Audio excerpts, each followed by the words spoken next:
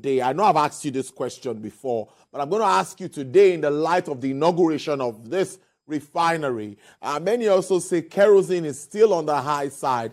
Aviation fuel is also on the high side. We see what aviation practitioners or operators are saying about this and how it's eating deep into their business. Now, are you saying because of the demand for PMS, there would be that competition that would help address this pricing thing? You're not sure that we won't pay as high as we are paying for other products by the time we fully deregulate? Okay, interesting question and a few points to make. You know, if you deregulate, but you do not and allow market determine pricing, as long as you are not producing locally, you are not refining sufficiently locally, you remember that the vagaries of the international market and logistics will be a problem. When you bring in these products, and if you ask anyone at the ports, there's a processing charge. I hear about 27%. And remember that there are other costs around ship to ship, haulage, international insurance that make those prices what they currently are. So if we produce sufficiently, we have a number of modular refineries. Now, the advantage PMS will have is that modular refineries usually cannot produce PMS. That's what we call petrol for vehicles, because they do not have, there's some equipment, I think it's hydrocatalytic equipment that can produce PMS. Many of these modular refineries can produce higher fuels or petroleum products, white products, but not PMS.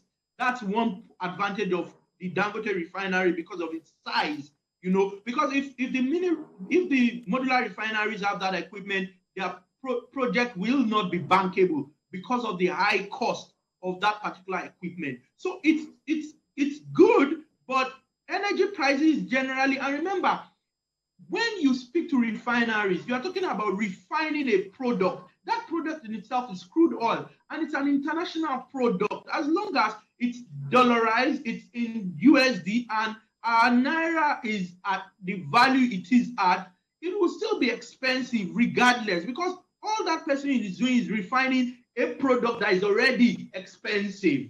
So prices should go down, but I don't think it will be substantial. It could be 20%, maybe 20% is substantial, depending on how you argue. I mean, for those already deregulated, in quote, when they begin, when the refinery is at its optimum. However, I don't think it will go down by 50% or whatever. You just take out those costs for shipping, all those international costs, and costs at the terminal.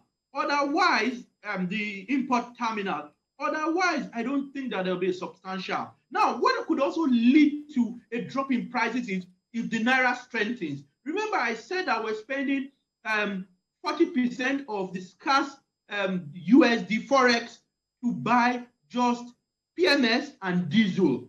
If we're already spending 40%, you can save that 40%. It puts less pressure on the naira. The CBN needs to defend the naira much less. You know, you only defend something that is weak.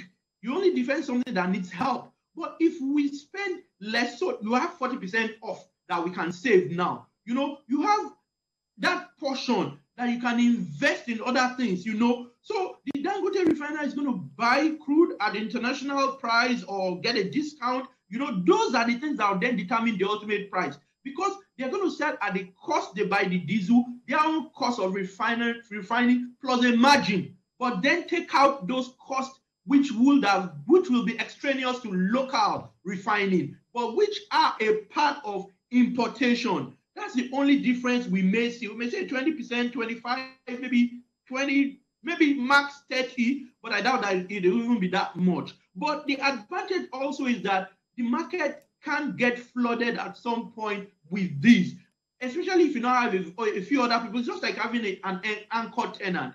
Other people are going to come in, and then it will lead to more competition. Our forex ability to earn forex will improve, and if that does improve, it can strengthen the naira. Imagine the naira going for 400 in the alternative market, in what they call the black market. It then means that a dollar will be 400 naira, and if international price of crude is whatever it is, we have that benefit. You know, the reason why these prices are also high in Naira is because of the value of the Naira. If you do the conversion, crude is an international product.